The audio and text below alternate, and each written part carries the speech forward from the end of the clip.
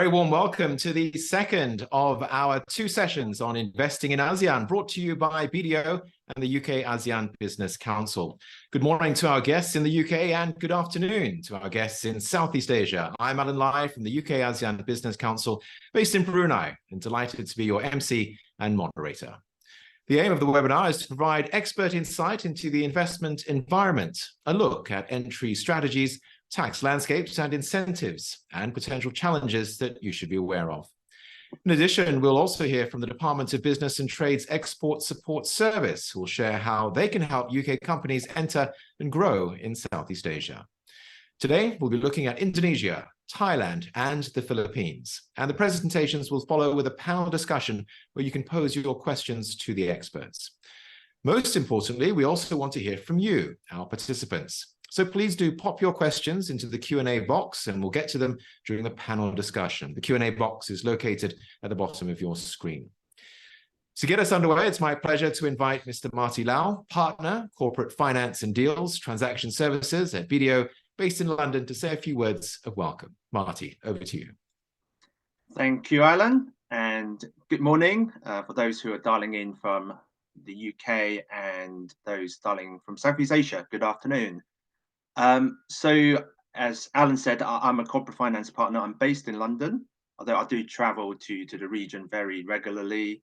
I specialize in advising companies who are making cross-border transactions, whether they're making acquisitions or making investments. And I do look after the BDO UK firm's relationship with our colleagues in the region as well. So today we are joined by my colleagues from Indonesia, Thailand, and the Philippines, who are all experts in advising international businesses trading with and investing in their respective countries. So we're grateful also to be partnering with UKABC and also the UK Departments for the Business and Trade. So thank you, Alan and team, and also thanks James from DBT as well for participating and also your insights today. So in a rapidly changing global landscape and the complicated geopolitical environment which we're seeing at the moment, I believe the ASEAN presents very favorable trading and investment opportunities for UK companies who are expanding their businesses internationally, particularly those who are looking to go into Asia. So with UK-ASEAN trading being all-time high, now worth almost £50 billion, I believe approximately half of which are exports from the UK to ASEAN, and the other half are imports into the UK. So I think it's a very good time for UK companies to consider investing or trading with ASEAN. So I'm sure the speakers today will provide invaluable insights to the audience with regards to trading and investing in ASEAN. So as Alan said, do participate actively by posting some Q&A sessions, and let's hope we have a great session and everyone learns from the session. So thank you for joining us today, and let's dive into this discussions, and I'll hand over to Dr. James Thackery, Director of Exports, Asia Pacific from the UK Departments for Business and Trade. Thank you, James. Thank you very much, Marty, and thank you all for joining. It's really nice to be here with you today.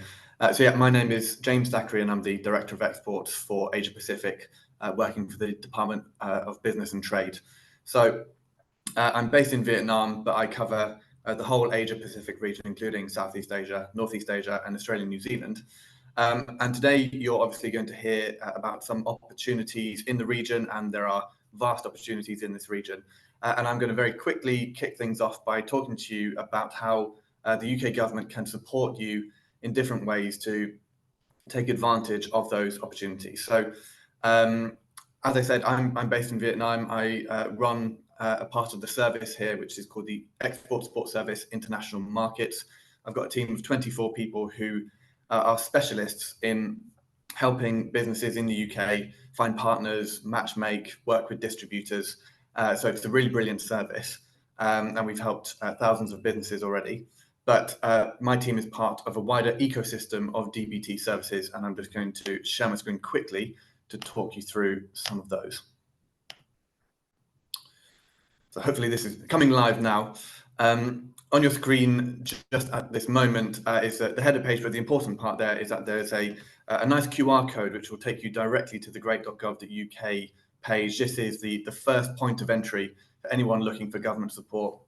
It's here that you'll be able to be triaged to any of the relevant services that I will talk you through in a moment, but it's a really important place to make a start in your export journey. And I'll share this slide at the end as well. So moving on.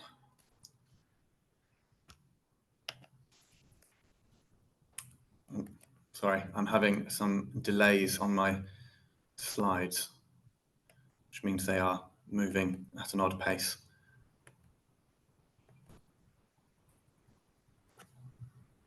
Okay, I believe this is the one I want to be on.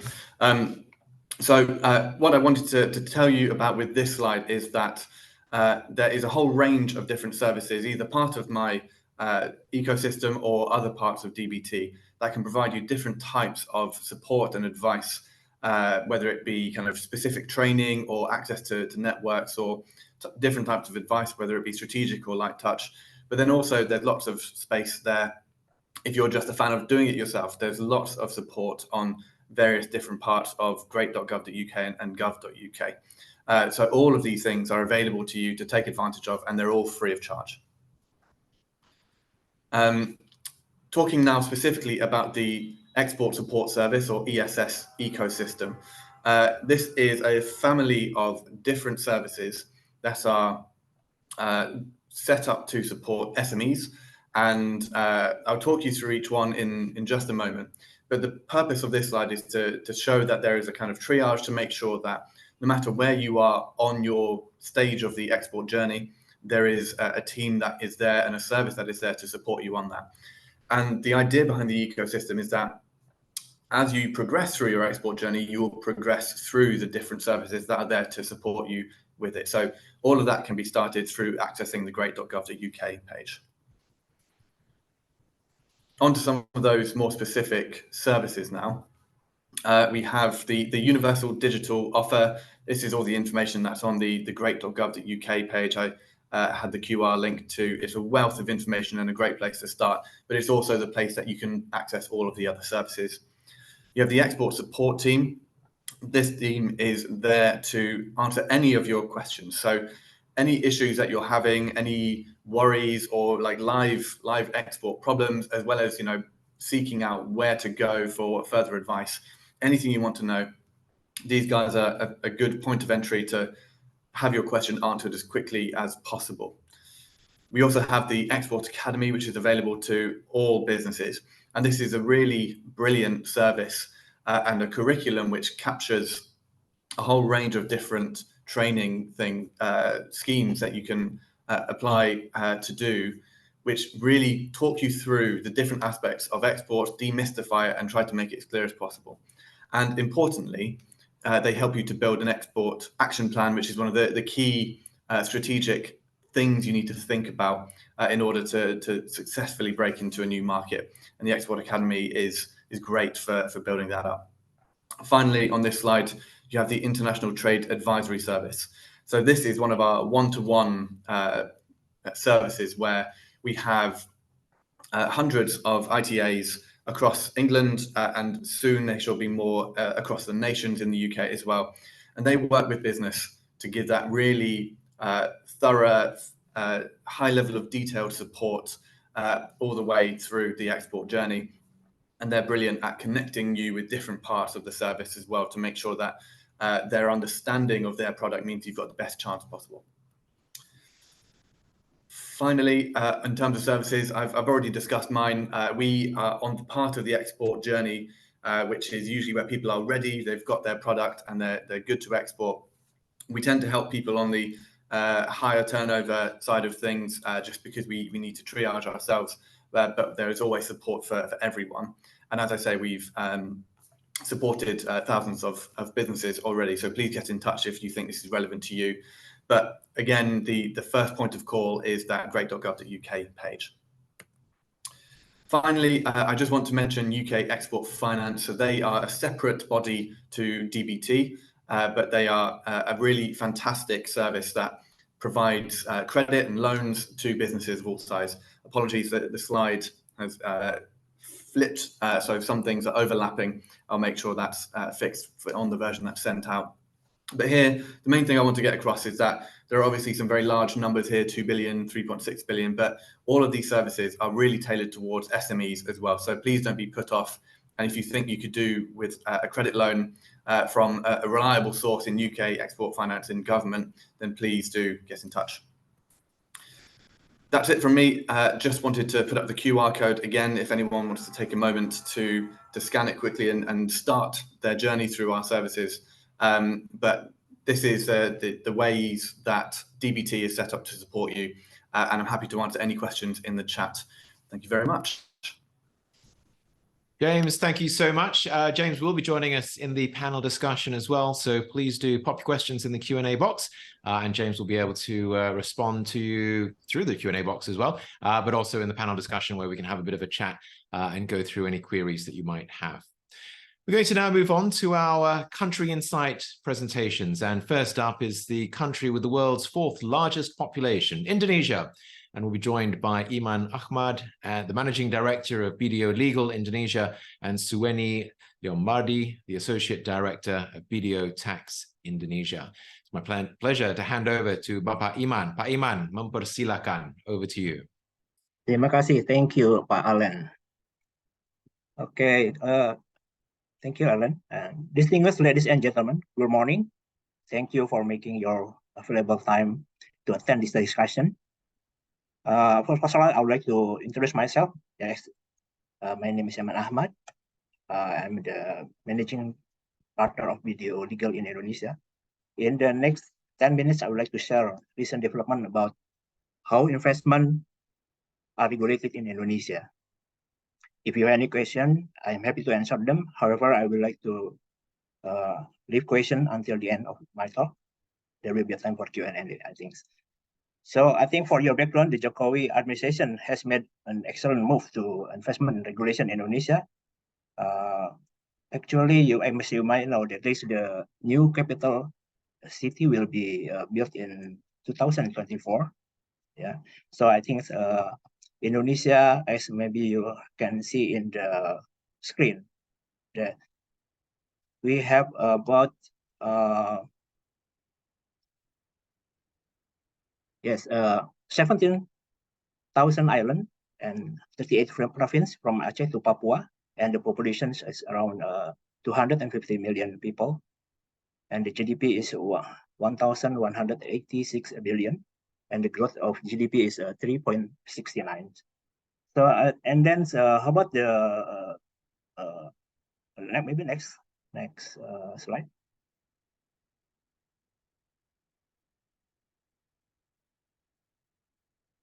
Okay, the current infrastructure project in Indonesia, there is the high-speed railway. We call it as the WUS. Is one of the new mega project in Indonesia, and there are also the light rail transit, and there's also the highway established by joining with the United Emirates Arab investor. And another thing is the international airport has been established, and also there is the Batam port from Batam to Singapore. Next slide, please. Okay. Okay, and then investment in Indonesia. Yeah, I think there's so many projects in Indonesia. So I think there is the infrastructure. The government has decided to move the capital city to Jakarta, to Penajam Pasar city, as we call it as the Nusantara. And there are some infrastructure will be built there. And also about the mining. There are mining areas in Indonesia, such as nickel, coal, gold, and tin. And then the renewable energy also actively pursued by the government. In sustainable sector, the government also support the carbon trading and green energy. the area of technology and IPR, there will be some legal works related to the electronic vehicle and data protection.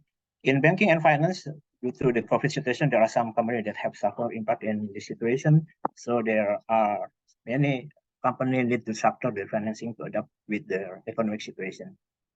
And capital market, there are emerging startups and there are companies need to restructure corporate status, and there are some merge and acquisition done to meet the capital market regulation. In agro industry, with a huge population, Indonesia thrives to meet the need of agro commodity such as corn, rice, wheat, and sugar. Some of them are imported outside Indonesia. So I think we'll move to the next slide, please. As I mentioned before about the move the capital to commerciality, there will be so many potency in public-private partnership. As you might know, that Nusantara is scheduled to be inaugurated in 17 August 2024. There will be Nusantara will replace Jakarta as the capital city, and the project is estimated to cost around 35 billion US. Okay, there's some toll road, bridge, transportation, housing, water supply, waste management, renewable energy, and so on. There will be the potencies to be one of the foreign direct investment to make in Indonesia. So what the regulation in Indonesia about the investment, there will be the investment facilities. Okay, maybe you have to wait. Yes, okay, correct.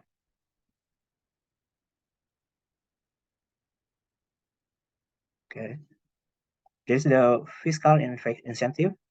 Tax incentive will be, explained by my colleague, Sueni. And there's non-fixed incentives. Next slide.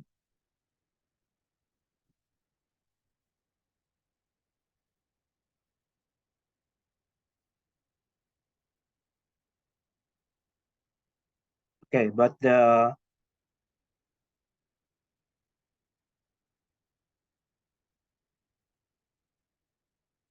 the strategic national project. National project is the program created by the government, yeah. And then there will be certain facilities also in this strategic national project.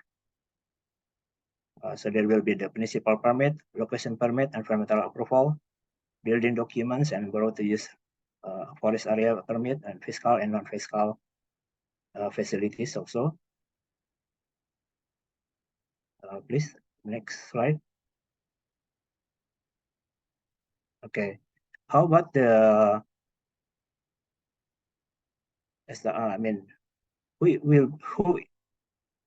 who can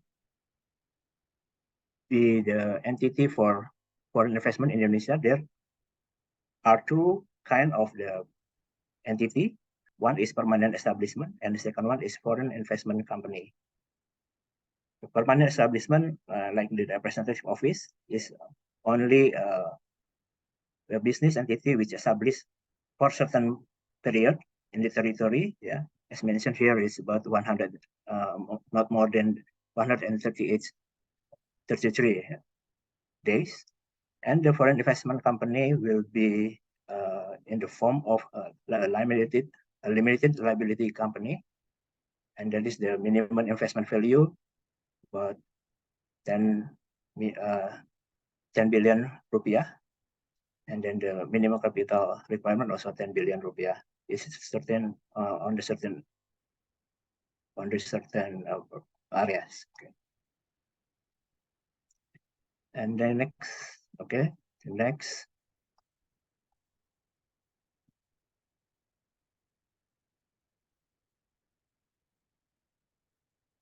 This is the procedure of the establishment of PMA.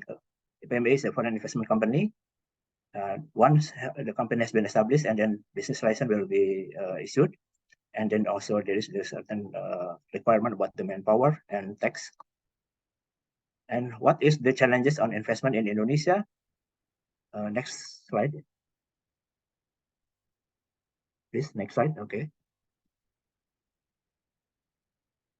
The challenges in Indonesia about the regulation, because Indonesia is still in the process of being adjusted and from modification of the laws and regulation. So it needs to be synchronized in certain matters. Yeah. And also the capital, the high minimum investment value requirement for the foreign investor. However, the value of investment is made in special economic zones. And then also the obstacles in the single purpose, because Indonesia in a limited liability company must have one single purpose provision. So there will be some investment that I think should be combined with another business activities, but maybe they should cover the certain investment or capital. And then there's also the restriction about the Indonesian majority. There are some area that must have the national committee remain large. So it will be some to be understood. Yeah. And then the other things about the prohibition, there is prohibition from making agreement or statement confirming that shares ownership. So in Indonesia, it's not allowed. There is the nominee company. So I think my time is already finished. Maybe I continue with my colleague Sueni to explain about the tax perspective in Indonesia. Okay, thank you. Just for me. That's all. Thank you, Pak Eman. Thank you. And hello, good morning, everybody. My name is Sueni Leonardi, and I'm the Associate Director in Video Indonesia Tax.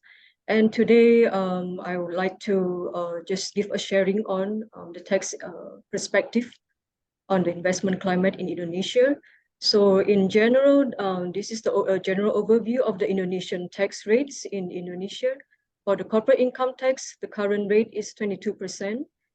And for and also it's due by 4 months after the end of the book year for the annual corporate income tax return. For Indonesia, we have the withholding tax system. It's divided into three types of the withholding tax. For the employees will be Article 21. We have the progressive rates that apply to employees and individuals between 5% to 35%. And for the individual taxpayers, we are taxed on the worldwide income. For the Article 23 and 26 would apply for the services as well as for rental of assets other than land and building, as well as for withholding tax for royalty, dividend, and interest be at 15%. So the average rate is 2% or 15% for the withholding tax. For any payment to overseas taxpayers would be at the flat rate of 20%. And for the final tax, we have a final withholding tax as well that applies for the rental of land and building rental office at 10%. For the construction services, we have a final withholding tax at 1.75% to 6%. And now currently our value added tax rate is 11% for Indonesia, and it may increase up to 12% by 1st of January 2025. So previously the VAT rate is 10% and it has been gradually increasing to 11% and to 12%. And for taxpayers with any gross annual turnover of about 250,000 pounds sterling is required to be registered as a VAT entrepreneur. So in order to issue the VAT return for the customer. Next slide, please. Okay, this is something that from Indonesia, we have a tax treaty with the United Kingdom. And for the tax treaty, it's a favorable rate that United Kingdom tax residents can enjoy by applying under the form DGT. We call it a Directorate General of Taxes form that can be sent to the Indonesian counterpart in order to enjoy the reduced tax treaty rate. So the rates are really favorable for taxpayers who are investing in Indonesia to enjoy the reduced tax treaty rate. So for the dividend, we have about 10 to 15% to be reduced from the current 20%. For the interest, can be reduced up to 10%. For royalty, it's about 10 to 15%. For services with the form DGT, it can be exempted up to 0% under the business profit. For the branch profit tax, it can be reduced up to 10%. So the tax treaty rates really is favorable for taxpayers, for investors and business partners investing into Indonesia. Next slide, please. For the Nusantara, we have a new capital city of Indonesia called Nusantara. It is located in East Kalimantan, Indonesia. It's about 2.5 hours flight from Jakarta. So the planning would be started in 17 August 2024. So in order to increase the foreign direct investment into Nusantara, the Indonesian government has provided many tax incentives for the Nusantara area for minimum investment value of just minimum of 10 billion or 520,000 pounds sterling in order to enjoy the 100% reduction rate in the corporate income tax. So it can be enjoyed from between 10 years to 30 years period. So it is really part of the Indonesian government to encourage the foreign investment into Nusantara, as well as to build a new city in Nusantara. And this is also part of the Indonesian government efforts to reduce the traffic in Jakarta, as we are known that have a really bad traffic in Jakarta. So in order to move the government to Nusantara and also to start in a new place in the East Kalimantan, and also to attract all the foreign investment as well as for the local investment into Nusantara to build a new city, Indonesian city called Nusantara. So we really welcome investors into Nusantara area, and we are here to assist any investors, business partner to invest, and we can provide tax advisory, we can provide assistance in applying for all the tax incentive that is available for investors into Nusantara, especially in Nusantara area. So as compared with special economic zone, we also have the special economic zone. We have about 20 designated special economic zones for taxpayers, for investors to invest in Indonesia. And it can be in the business field. It's open to 18 pioneer industries such as renewable energy, automotive machinery, as well as semiconductor industry. So from the investment value of minimum 5.2 million up to 52 million, you can enjoy the 100% corporate income tax reduction from between 10 years to 20 years. And after 2 years, you can still enjoy another 50% reduction, about 50% reduction on the corporate income tax rate. So it is really, Indonesia is really trying to attract foreign investment into Indonesia, and the Indonesian government is issuing many tax incentives and many tax facilities to facilitate investment into Indonesia. So with that, I end my presentation and I'll hand it over to Ellen. Thank you very much.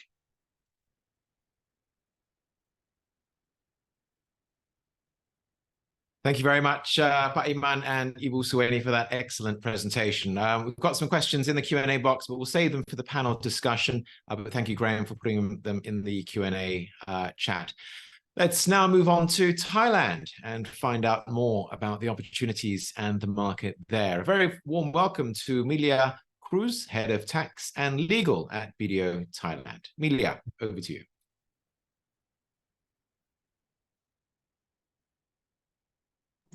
Okay. Thank you so much. And next slide, please.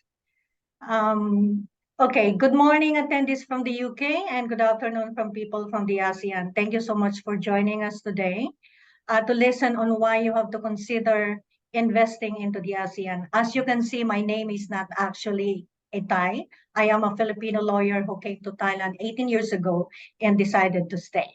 So that's Milia Cruz, that's not Thai. Anyway. So Thailand, the land of smile because of the warm and welcoming Thai people, is the second largest economy in the Southeast Asia region. It has population of over 66 million, and over 40 million of them account for the workforce, and majority of them are below 35 years old.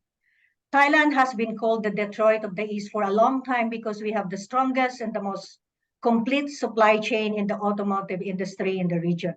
In recent years, the government has actually been promoting the electric vehicle sector. More to it in the tax incentives of my presentation. Thailand also brags about the low cost of living and doing business in the country. And one of the very prominent advantages that we have over Singapore.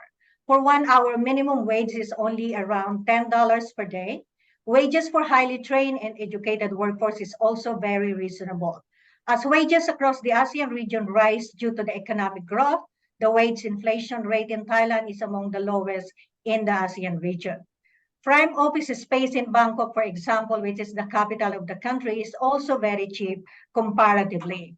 As compared to the other leading cities in the region, Bangkok is nearly half of the cost of Ho Chi Minh City and only 40% of the cost in Singapore. As regards the human resources, the Thai government is committed to capacity building in human resource development, especially in the field of science, technology, engineering, mathematics, or we call it STEM, education as part of its very comprehensive strategy to become the regional leader in the ASEAN. Thailand's Ministry of Education partnered with the Southeast Asian Ministers of Education Organization, or they called CMAO, to host the first two of the regional centers for STEM education and for sufficiency, economy, philosophy, and sustainability. The country's GDP is 495 billion US dollars in 2022. The GDP per capita is more than $7,000 US dollars in 2022 as well. Major contributors to that are obviously the tourism and the FDIs. As everyone knows, Thailand is one of the most popular tourist destinations in the world. The government also announced that the GDP in the second quarter of the year 2023 increased by 1.8%.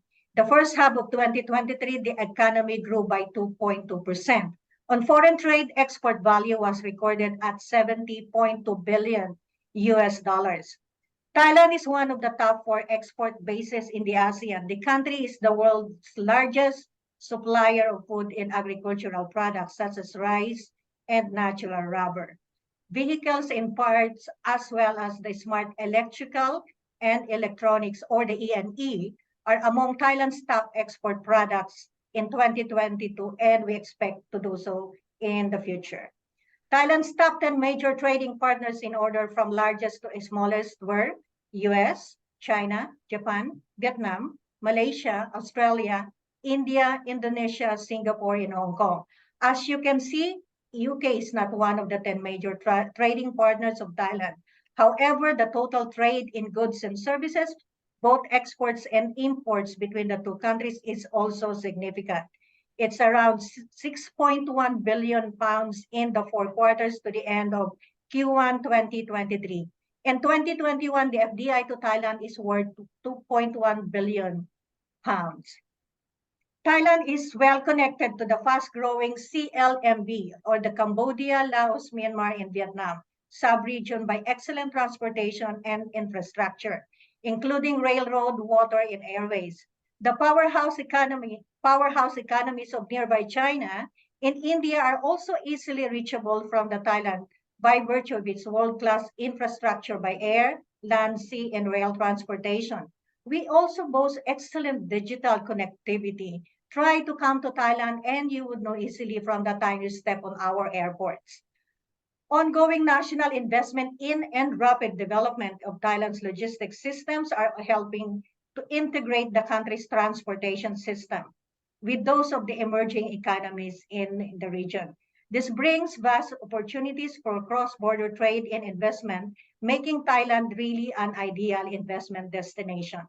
Thailand also offers almost tariff-free trade with 18 different nations, including major global economies like Australia, China, New Zealand, South Korea, as well as, of course, the ASEAN community. Thailand has signed 14 FTAs. There are ongoing negotiations with 7 countries or regions, including the EU and Canada, according to the Director General of the BOI last night. In 2021, Thailand also has ratified the Regional Comprehensive Economic Partnership Agreement, which officially entered into force in 2022. As regards the healthcare system in the country, this is one of the world's best. Thai healthcare is so good that foreigners from Europe, America, in other parts of Asia come to Thailand for medical treatment. Thailand medical tourism industry is very known for serving patients in areas including cancer, fertility assistance, orthopedics, cardiovascular, and dentistry. In fact, one of our colleagues from Singapore is currently in the country for this purpose. Those factors, together with the government's comprehensive policies and investment incentives, and of course, the truly amazing Thailand, make Thailand the preferred investment location in the region. Second slide, please. Okay, for the foreign investors, you can set up private, just like any other countries, you can set up private limited company, a branch, a representative office, depending on the business activities that you are engaged in. Basically, a rep office is engaged in preparatory and auxiliary business activities. A limited company is always preferred due to the limitation of liability and is the only type of entity that is allowed for Board of Investment promotion that is entitled to tax and non-tax incentives. I will discuss more later. Except for a few business activities that do not require license to do business, example, manufacturing, the following entry strategies of foreign investors are considered. So we have the Board of Investment, we'll discuss more later. The Eastern Economic Corridor, which has been very active the government has been very active in promoting it. And the Foreign Business License, Industrial Estate, Treaty of Amity, I will not be discussing this because it only applies to American investors. And if you have a genuine partnership or JV with any Thai businesses, or owning 51%, you don't need any foreign business license. For the Board of Investment, there are 10 categories of industries that are promoted. I will not be discussing every single industry. Please refer to the above list of the industries promoted by the Board of Investment. But I will be emphasizing the 3 industries, and these are vehicles, which is basically the electric vehicle at this time. The government has been promoting electric vehicle. The National Electric Vehicle Policy Board, or the EV Board meeting, which was chaired by the current Prime Minister, continued the commitment to propel the Thailand into a prominent regional hub for the electric vehicle. Manufacturing aligning closely with the 30 at 30 policy. What do you mean by 30 at 30 policy? Thailand aspires to manufacture zero-emission vehicles, at least 30% of the total motor vehicle production by the year 2030. The EV Board has approved the second phase of the EV package, known as the EV 3.5 for 4 years, beginning next year up to 2027, to promote the EV industry's continuous growth and to facilitate investment opportunities in the EV manufacturing in Thailand for the new players. The package aimed to support the investment covering the entire EV industry ecosystem. Companies who have already participated in the EV3 are eligible to apply these measures, provided you comply with certain conditions and regulations. As part of the EV 3.5 package, the government will provide subsidies for the purchase of electric cars. I know a lot of my friends have already purchased and have actually benefited from the government subsidy. Tesla entered the Thai market in December of last year, although we have not heard whether they will actually be setting up a manufacturing plant in the country. I hope they will, because Tesla's competitors like Mercedes-Benz began producing EV cars in Thailand. We also have Great Wall Motor, BYD, and they also plan to manufacture EV cars in the next 3 years. The second one is the smart electrical and electronics industry, or the so-called E&E. This is the leading sector of Thailand. The country has long been a regional leader of this E&E production, renowned for its export of hard disk drive, as well as the electronic products. Thailand's export reaches $34 billion in 2020. Other than the HDD, the export products also include integrated circuits, semiconductor, and other mobile equipment parts. The E&E supply chain in Thailand has long history since 1970s. Since 1970s, the Thai government has always been supporting this industry. The robust network supporting industries such as metal, plastic, and rubber products enable easy and cost-effective sourcing, which complements Thailand's position as the prime investment destination for the smart E&E industry.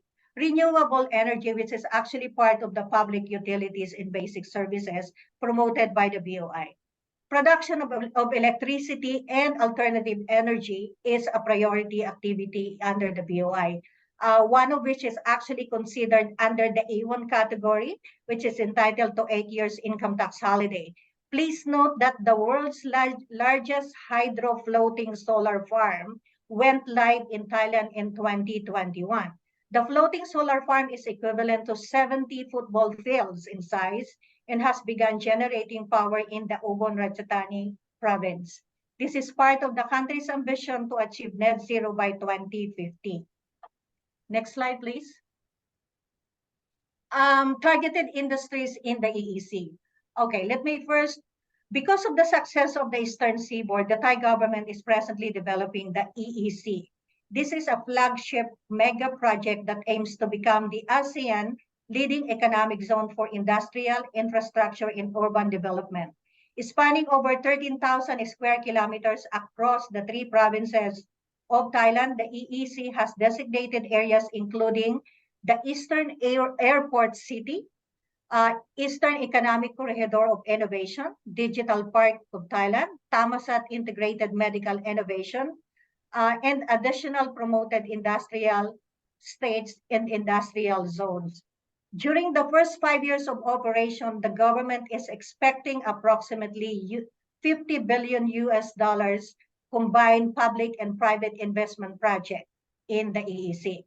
To further support the innovation-led business within the EEC, the investment environment features numerous tax and non-tax incentives, which I will be discussing in a while. So please refer to the targeted industries under the EEC in the presentation.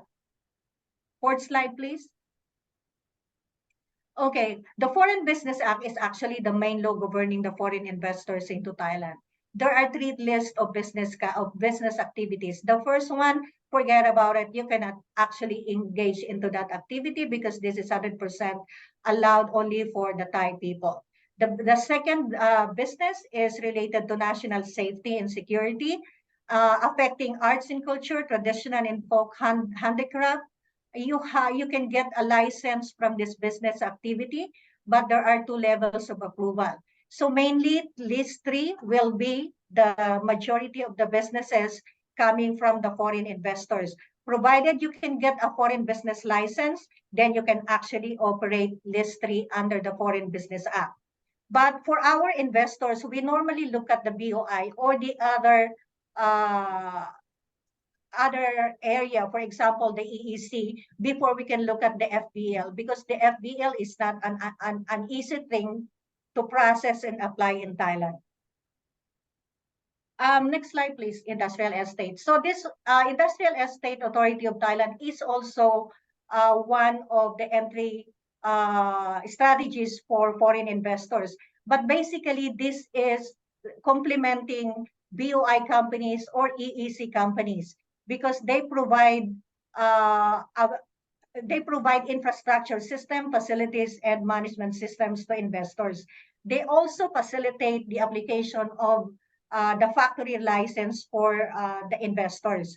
Normally, we have 65 industrial estate in Thailand, and these are divided into 2, which is the general zone and the IE80 free zone. The free zone normally gives you an indirect tax incentives. Next slide, please. So these are the very popular industries in Thailand. As you can see there, automotive and the electronic parts is there as well, and the energy sector. Next slide, please. The tax landscape in Thailand.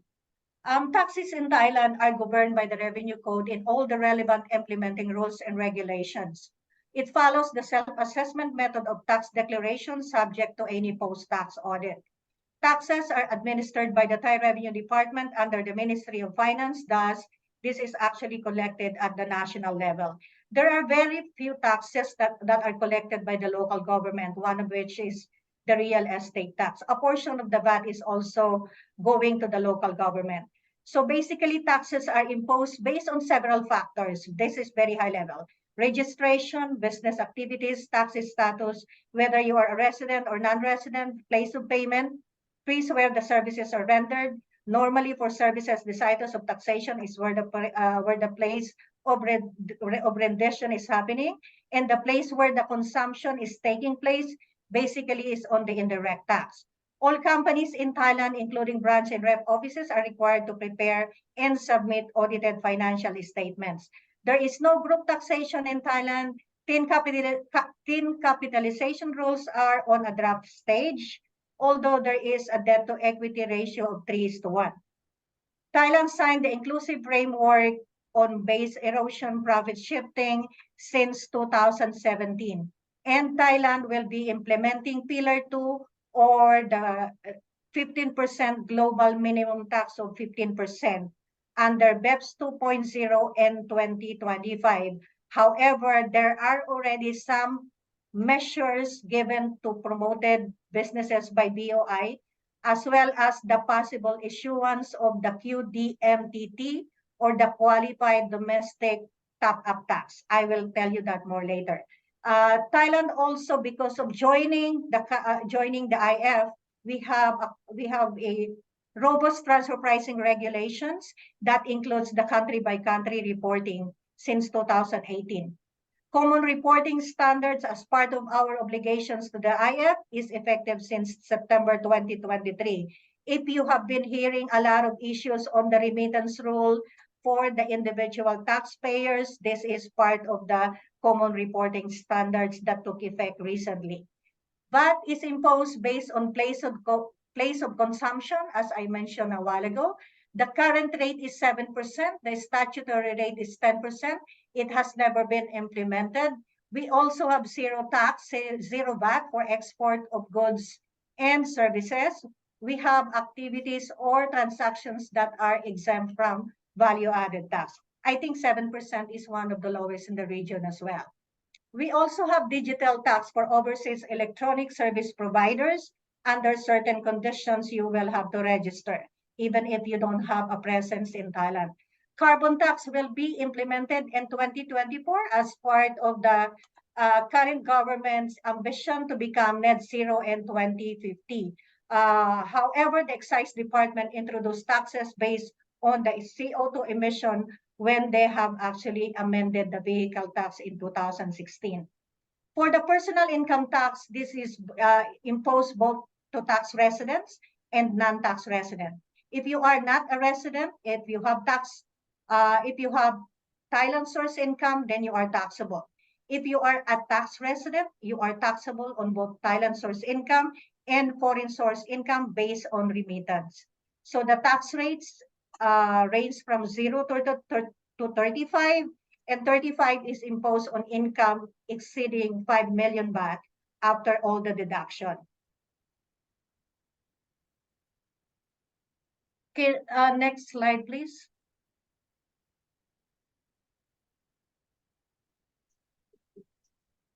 Okay, all right. Okay, so let me just very few 1 minute. BOI incentives, we have 3 to 13 years. That's EEC incentives is also the same, up to 13 years of income tax holiday. Non-tax incentives, permit to own the land, work permit and visa processing for expats, and reduced personal income tax rate up to 15% as opposed to the 35%.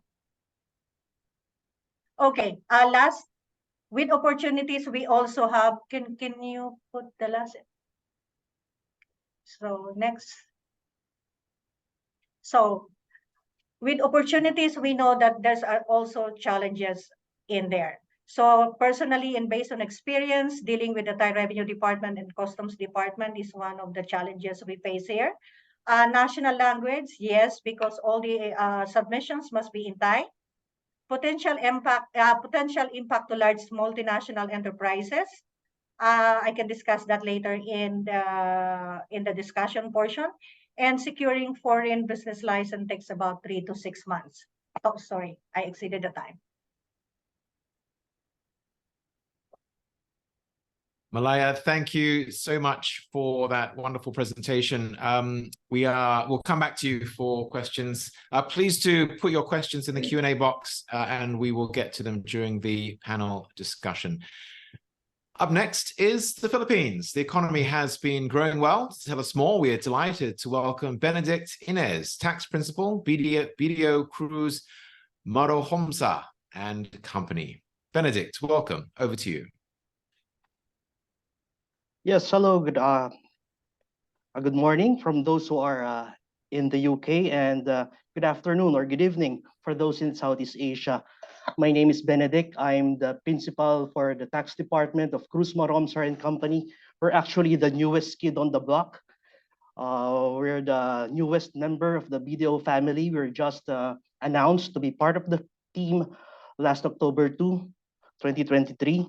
And this is actually the first speaking engagement for the firm, and it is my honor to be part of this particular engagement, because we're not just going to talk about how our firm would assist companies, investors who want to go into the Philippines, but we're going to discuss how the country as a whole is performing or growing together with its peers in Southeast Asia.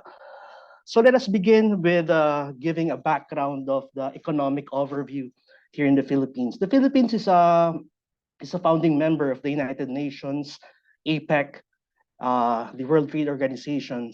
It is the 38th largest in terms of GDP in the world and the 15th overall in Asia. Our GDP is growing in a very fast rate. It is pegged at 7.6% in 2022. It is the fastest growth we experienced since 1976. I was not born by that time. And this growth is propelled mostly by the strong economic demand, by the strong domestic demand coming from a very robust consumer market that we have, because we have a population of 117 million. And of course, as everyone knows, the Philippines is one of the major exporters of labor. You can find a Filipino almost in every part of the globe. And we have a remittance covering about 36.14 USD billion. So that propels the growth here in the Philippines, the strong economic demand coupled with the strong consumer market that we have.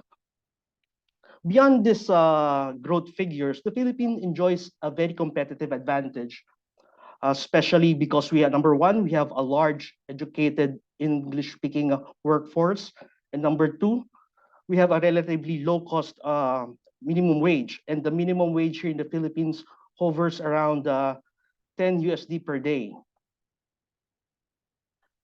In his speech in this, the Asian Summit held in Singapore this year, our President, Bongbong Marcos, in his opening statement, mentioned that the Philippines is open for business.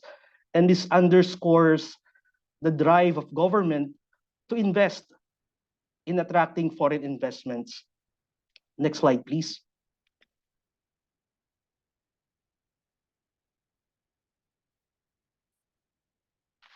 And in the government's effort, it's issued recently the Strategic Investment Priority Plan.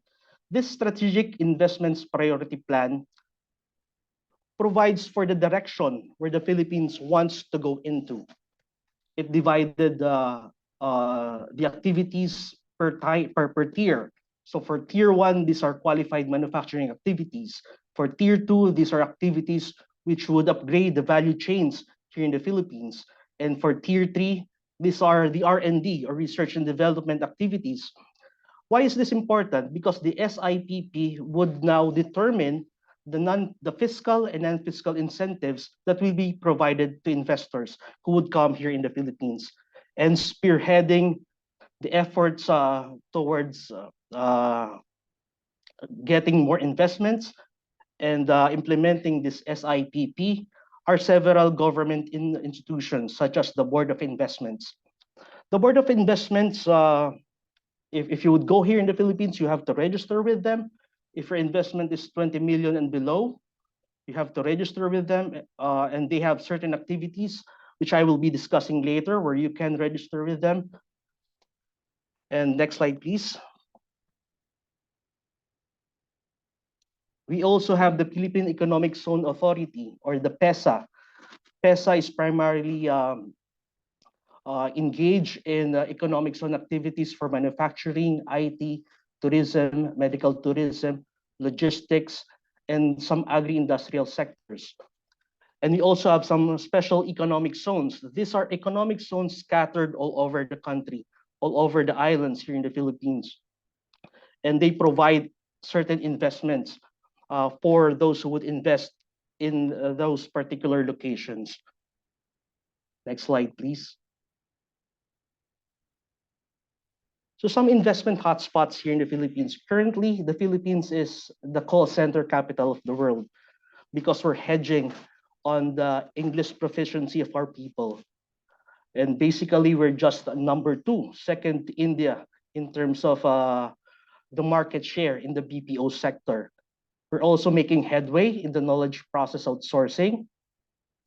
That is more than just being a call center market here. It's all about animation, IT sourcing, software development, banking, and some back office works that are being performed here in the Philippines. The government is also investing so much in renewable energy, especially in electric vehicles, because currently the Philippines is too much dependent on coal-sourced power. So we're turning into green energy, and the government is investing so much, especially on solar farms, windmills, and hydroelectric facilities. We're also making headway on e-commerce because our people here are very techy. They would want to go shopping through Lazada and Shopee, which has about 100 million visits combined in 2022. Next slide, please.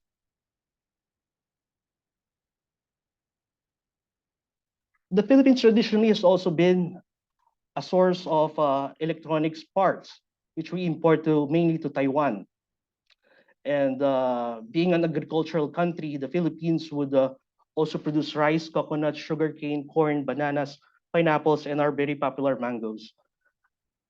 And for infrastructure, the government is making headway in its Build, Build, Build project, which is a project of the former administration that is being continued by the present administration. Basically, government investing in interconnectivity. They're making highways, bridges to connect the several islands of the Philippines. So next slide, please. Now let's go on to the tax landscapes, and after that, the incentives here in the Philippines. So basically, by default, the corporate income tax here is 30%. It was reduced from 30% to 25% by virtue of the new law, which is the CREATE law. It was implemented 2021. And actually, if you're a small domestic firm, you enjoy a lower tax rate, which is 20%. If your income subject to tax is below 5 million and your actual asset is below 100 million, you would qualify as a small domestic firm, which would give you a corporate income tax of 20%. Other than that, you are considered a large domestic firm and your income tax is at 25%. This rate would be gradually lowered to 20% by 2025. Here in the Philippines, we also have a VAT system pegged at 12% VAT.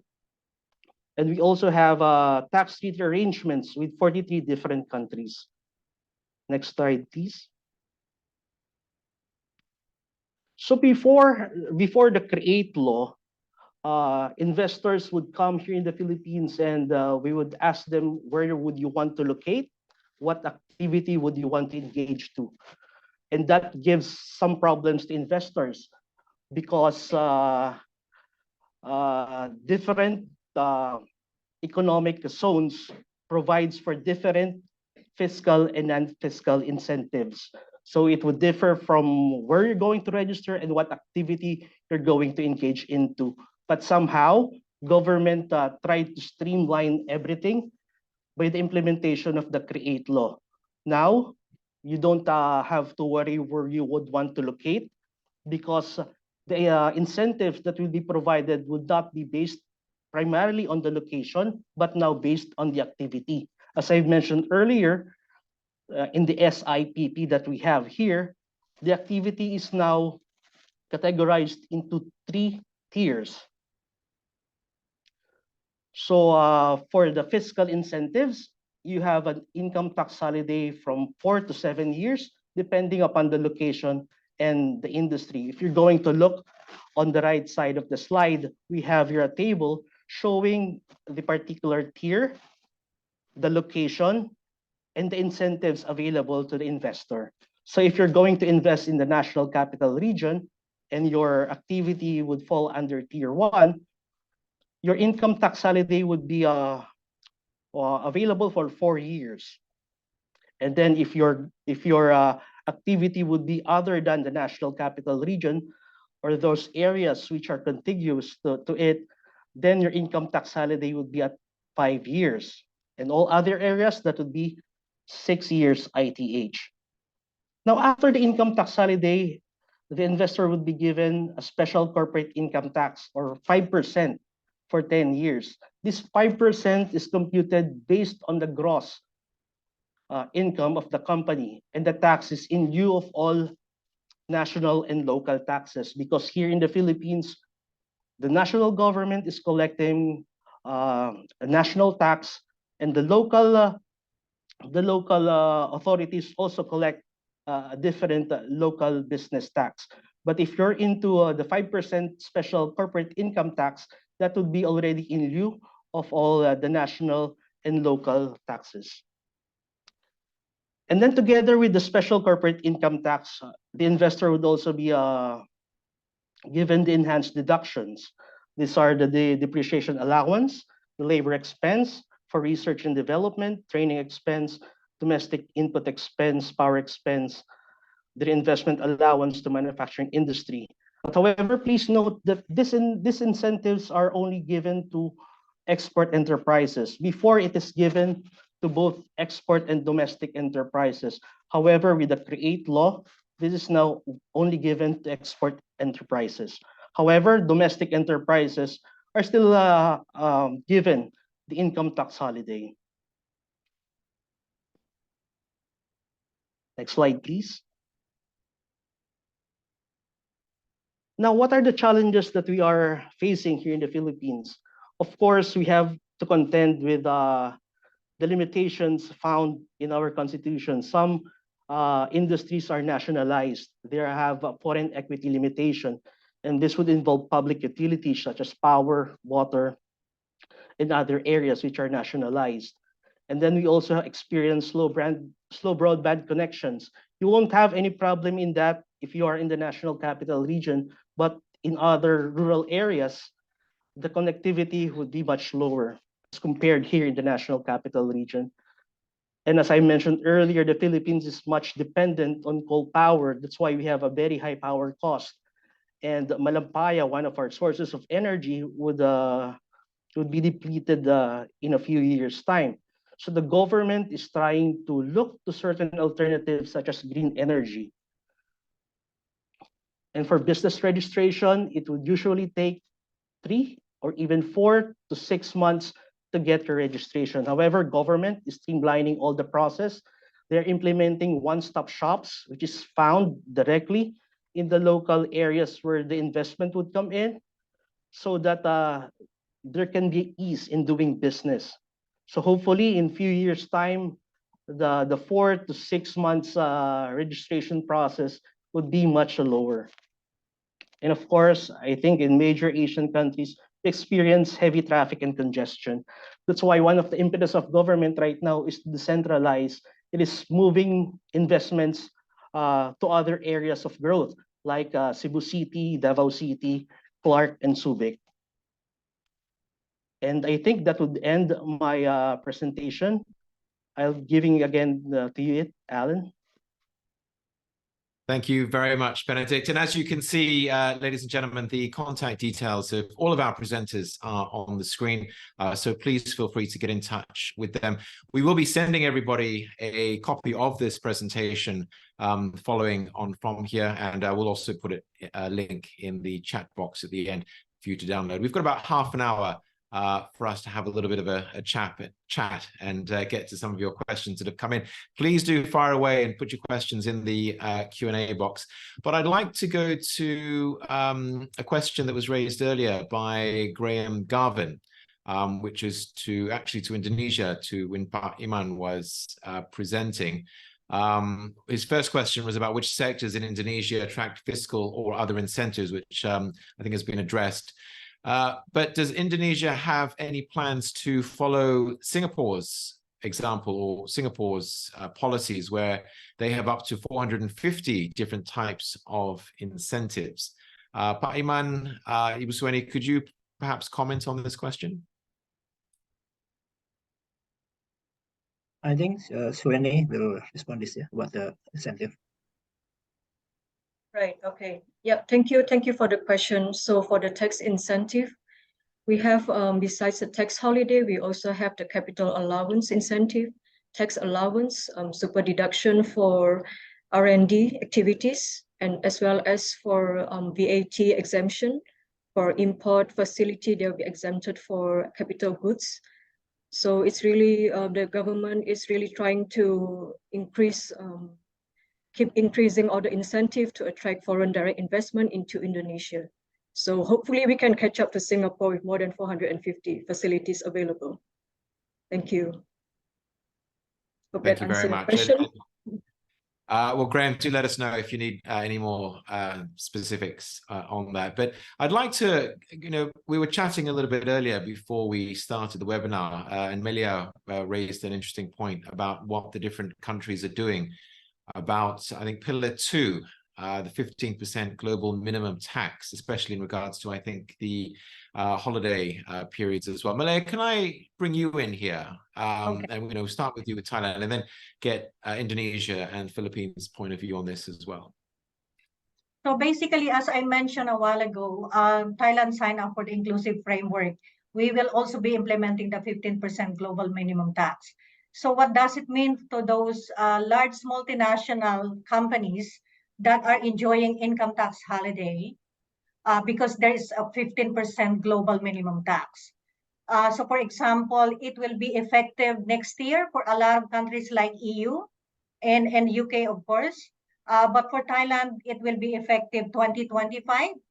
But just last night, the Director General of the Board of Investment informed the investors that they have a discussion with the Ministry of Finance, and they said that they will be implementing the QDMTT, or the Qualified Domestic Minimum Top-Up Tax. What it means is that we will collect the top-up tax if there is any. For example, if you are enjoying income tax exemption, that means zero tax, right? And the global minimum tax is 15. So if there is a top-up tax of 15%, it gets collected from the ultimate parent entity. But because we will be implementing QDMTT, we will be collecting the top-up tax. The government is planning to use it, to put it into a fund to actually give back to the investors who are affected by the global minimum tax. So this is actually a very good news for a lot of large multinational enterprises that are enjoying income tax holiday in Thailand. That's for Thailand. Thank you, Malaya. Benedict, can we turn to you first for the Philippines, and then we'll go to Pak Iman or Suweni for Indonesia. You're on mute, which is the first time I've said that over the last 2 days. So you win the prize. Yeah, I'm sorry. As mentioned by Malaya earlier, the Philippines is not a signatory to that agreement, and one of the reasons is that because during that time there was legislation, or there was a study legislation being introduced, which would lower the tax from 30% all the way down to 25%, and it would be again lowered from 25% to 20% in 2025. So the view of government is that we're already streamlining, we're already downgrading the income tax rates. So maybe that would be enough. Together with the holidays, the income tax holiday, and the special corporate income tax at 5%, the government thinks that that would be enough, and that the government cannot sacrifice losing collection because of that agreement. So if you're asking what does the government do, we're downgrading the tax rates, and I think we're going to catch up with the 15% rate that is in that agreement. And this really goes to President Marcos's drive to bring in foreign direct investment. We hosted a number of the secretaries from the Philippines at the beginning of the year. We've hosted the trade minister, the trade secretary, I think in May. Very bullish, very aggressive in terms of getting foreign direct investment and growing trade globally, not just with the UK. Are you seeing a noticeable change, Benedict, with foreign investors coming in under the new president? Yes, in our experience here in the Philippines, because in the past administration, the focus was more on national security. And now the present administration is really gearing up to get the investments back and to really pump prime the economy. So we're pretty much bullish here in the Philippines. Fantastic. We'll come back. I'd like to delve a little bit deeper into that, but just to wrap up this conversation on the 15% global minimum tax. Pak Iman, Ibu Suweni, do you have any comments on that? Okay, for the 15%, popular to 15% minimum rate of 15%, the government is planning to implement in 2025, but we have yet to see the implementing tax regulation on that, because the government also still rolling out the tax incentive, tax holiday, as well as they just reduced the corporate income tax rate from 25% to the current 22%. So we are still waiting for the government to introduce for the Pillar 2 in 2025. Thank you, Suweni. We've had a question come in from Mr. Noel Clahane from BDO's Global Office for James, actually. Does DBT ESS, do you have officials and support in each of the 3 countries?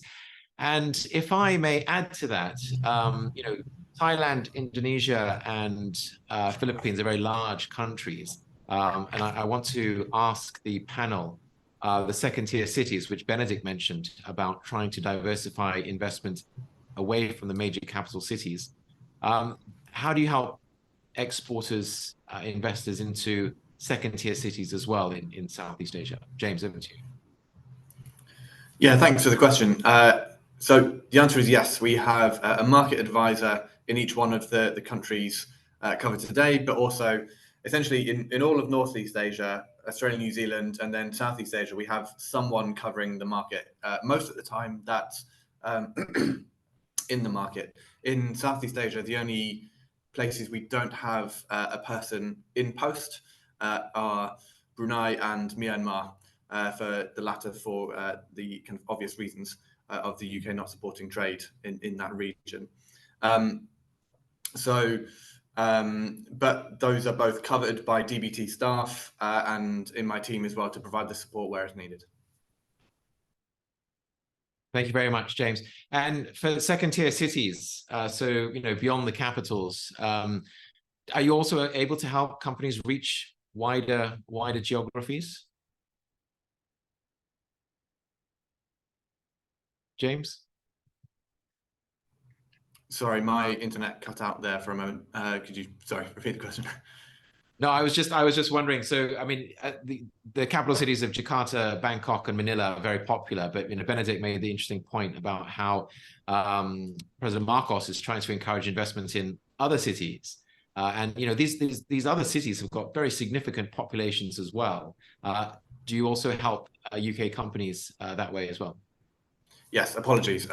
Yeah, we absolutely do. So our market advisors cover the country. They're usually based in the capital city, in the embassy, but they are making connections and networks with distributors, with agents across all the country, wherever there are opportunities. So yes, it's broader than just the capitals.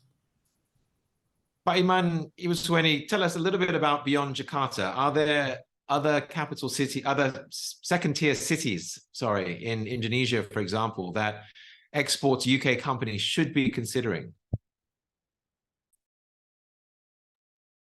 I think besides Jakarta, I think the other cities that maybe can be considered is, in Java, I think it's Surabaya, and then of course maybe Bali, yeah, after that, and the others island maybe is Medan and Makassar. I think they're and I think it's of course the new capital city. Maybe that's Alan. Sueni, can you add it? Yeah, totally agree with Pak Eman. The second tier cities would be Bandung, Medan, Surabaya, and Makassar. And also during the last 10 years, the government is building a lot of highway infrastructure to connect all the different cities. So that will be ease of the traffic, also the goods and services, people to move from one city to another. So we are really focusing on the hardware and also the software. Hardware as in the infrastructure, we have the Java highway, we have the Sumatra, the highway in Sumatra, also the Nusantara in the Kalimantan, Borneo Island. So the government is really looking to encourage businesses to move to other cities outside of Jakarta, and then second tier cities as well as beyond that, especially to the Nusantara area. And has the high-speed train helped? You've got a fantastic new train from Jakarta to, I think, Bandung that can cut the time in half. Have you tried that? And is it making a difference to people's I haven't got a chance. Yeah, I will try it and I'll let you know.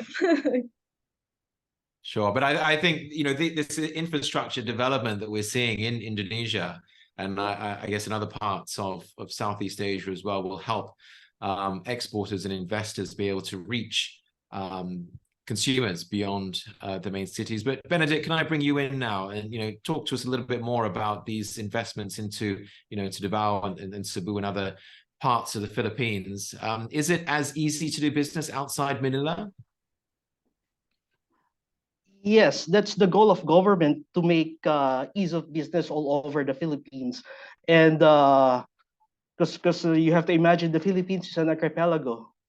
We have several islands, and mostly the concentration of development traditionally is here in Luzon, where the National Capital Region is located. But now we have a beautiful island of Cebu, which caters much of the BPO companies.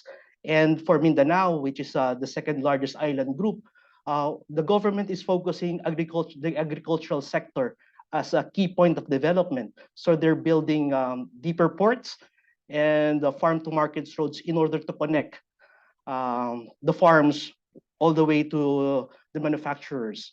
So there's a good sense, or a good mix of development here in the Philippines at the moment. Marty, can I bring you in and just sort of, I guess, ask you, you know, when you work with your clients in the UK, do they think about second-tier cities in Southeast Asia? I'm just wondering if this is something we should be promoting more of, because I think there is some significant opportunities there, but we don't naturally think about them. Yeah, I mean, that's an excellent question and observation, actually. I mean, just sharing my experiences from working with China, you know, back about 15 years ago, when, you know, some of the cities no one's ever heard of, Hangzhou. I mean, now we know that Hangzhou it's where Alibaba was founded. So yeah, I think it depends on the sector, isn't it? I mean, if you specialize in tech, yeah, 15 years ago, no one heard of Hangzhou, and yeah, those who sort of went in there, 14 years ago now must be thinking, wow, I made a great decision by going there. I think it's really depends on, coming back to to Southeast Asia and these three countries. I think it depends on, as I said, the sector, but more importantly is the government support. What I heard today is both centrally and locally as well. What I heard today is various countries government are they're implementing, offering all these tax incentives to go into not just second-tier cities, but also some special economic zones. Now, I think it depends on, as I said again, it's certain industries which I heard EV, electronic vehicles, where certain economic zones are really encouraging, providing some very good incentives there. And you know, one thing I found from listening, like everyone else, I heard a lot today. The tax holidays I heard Benedict was talking about. That's the incentive from the government, is really getting people to invest outside of the capital by providing higher number of years of tax holidays and possibly better rates as well. So yeah, so that's the way I see it. Is really look for do your research and also speak to professional parties and get the help from DBT as well. Thanks, Marty. Malaya, can I come back to you now? We've been talking about government support. There's a new government in Thailand. How are they? They've had a month or so to sort of to bed in and get their feet under the table, as it were. Are you seeing a business-friendly stance from the new government in Thailand? And do you expect stronger incentives to come? I know they're struggling. There was an interesting article that came out, the BBC put out yesterday, how the tourists haven't quite come back in the numbers post-COVID, especially from China. How are you seeing the Thailand government trying to encourage tourists back? Because it's, I think, 20% of their GDP, but also incentives as well.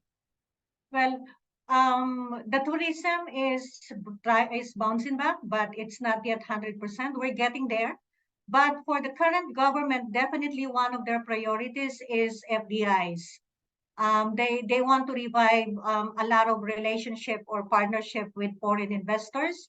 He just actually have spoken to the American Chamber of Commerce to actually mention about this.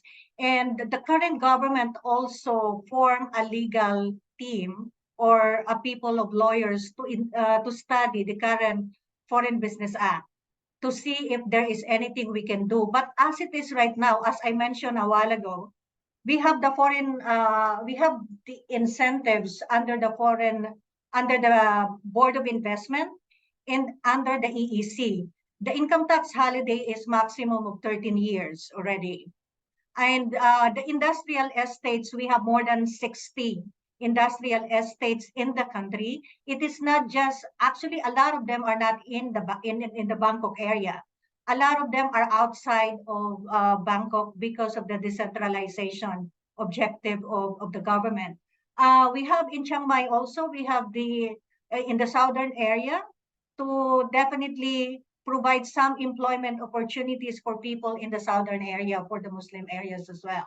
So a lot of the incentives are not just in Bangkok, but a lot of them are outside of the city. That's fantastic. And just on the point of moving around and the openness of the government, English, is it easy to do business in Thailand if you don't speak Thai? I came here 18 years ago. It was difficult, but the new generation now, they do definitely speak good English, very good English. So a lot of things have improved, and the literacy rate also has improved a lot. We still have to file documents in Thai, but otherwise, especially if you are applying for BOI incentives, for example, you can apply in English language. You don't have to worry about it. And a lot of the people, BOI is the forefront government agency. So when you deal with them, all of them can speak excellent English. So that's not an issue. I know BOI very active, and we've done a number of events with BOI, and I'm sure we'll be doing some next year as well. Philippines, of course, speaks English very well and very widely. Indonesia, is English a challenge for companies that need to move around and do business in Indonesia? Well, I think nowadays English is also common use in Indonesia, yeah, especially for the young generation. Yeah, I think they also sometimes also use English, yeah, in their daily conversation. So I think maybe it's in next future it will be English will be right in many generation. I think that. What, Soini? And what do you think? Sorry. Go ahead, Soini. For myself, actually, yeah, hopefully the second language official will be in English, even though right now all the text documents are in Bahasa Indonesia. And then sometimes we have to translate into English for our clients based overseas. And then but it takes a while for them. All my colleagues here speak English very well. And then we also have training in English, have seminars. So it's not a problem in Indonesia. And culturally, what advice would you give to UK companies who are not that familiar with Southeast Asia? What sort of cultural tips would you be able to advise them on? Is it a very transactional culture? Come in quick. Is 20 minutes a good meeting, or 20 minutes not enough? You know, how do we build relationships? Is it important, or is it more about the deal? 20 minutes is definitely not enough, because Indonesians like to talk and then like to, you know, have, yeah, not just straightforward. And then sometimes we build the rapport first, to build a conversation, like, how are you today? How's the weather? Have you eaten lunch? Eaten breakfast? So all this kind of things, so that people here are really friendly, and then really approachable, and then really helpful. So like, you know, out in the public, if someone is need help, it's really ready to help. So for Indonesia, also keep an open mind, and then also like able to adapt quickly to the culture in Indonesia. But not to worry, we are friendly nation. Fantastic. And I'm pretty sure that applies for Philippines and Thailand as well. We've got about 5 minutes left, so if anyone does have a question, please do pop it in the chat. And of course, you can always get in touch directly with all of our presenters. The contact information will be in the presentation, which we'll pop a link in for you to download and send via email as well. But can I start to wrap up and invite final remarks? James, we'll start with you first. What sort of advice would you give to companies looking to do business in Southeast Asia? I think the main piece of advice I would give is to just give it a go. I think it's obviously intimidating exporting anywhere, but often in a place that is as far away with so many cultural differences, it can feel even more intimidating. But we've got some really fantastic, exciting, dynamic markets in here, full of lovely people, as you've just heard. And there are brilliant opportunities. And when you do give it a go, then please do get in touch with DBT so we can help you along that journey. Thanks, Alan. Now, are you able to advise them as well as to which country would be best for them to try first? Yeah, absolutely. So through primarily the ITA service, they are the part of the ESS ecosystem that really gets to know you, gets to know your product, and then they will work with different parts of DBT to find where the best opportunities are for your product or service. So yeah, lots of advice is given at that stage as well. Thank you. I'm going to come to Malaya, and then Benedict, and then Iman and Suweni, and then we'll wrap up with Marty. But Malaya, one piece of advice that you would give to companies thinking about Thailand? Well, this country has been very open to foreign investors, and especially under the current government. Give it a go. I mean, Thailand is a beautiful country. A lot of the people who come here, they don't want to live anymore. That's why we have the long-term visa at this time. Okay, just try it. Believe me, I was here 18 years ago, and I thought I was gonna be living after 2 years. 18 years after, I'm still here. Fantastic. Benedict. For those who want to invest, yes, that's strike two. For those who want to invest in Southeast Asia, my advice is always consider the Philippines. Always include the Philippines in your list. Why? Because the Philippines may be around the flashpoints of everything, but the Philippines is a resilient country. We have a lovely people, a capable people, and we're not, at this point, we may not be on top, but we're always part of the game. We're always in the game. So give it a try. Thank you, Benedict. Pak Iman and Ibu Suweni, very quickly, final thoughts. I think Indonesia, I think it will be as the people in Indonesia is very welcome, yeah, to every foreigners, and I think it will be good for the foreign investment. Yeah, actually Indonesia is with huge population, And I think for the agro-business and I think infrastructure, tourism, I think it will be good for that. Maybe Sweni will be something. Yeah. So just want to encourage to invest in Indonesia. Don't worry, we are here to help you. Beginning from A to Z, and then from the setting up the company, advisory, transaction, compliance work, we are here to help you. So don't worry and just invest in Indonesia. Marty, the challenge is, where do we start? You've got Indonesia, Thailand, and the Philippines all vying for UK business to come to us. What would you suggest, Marty? Where do people begin?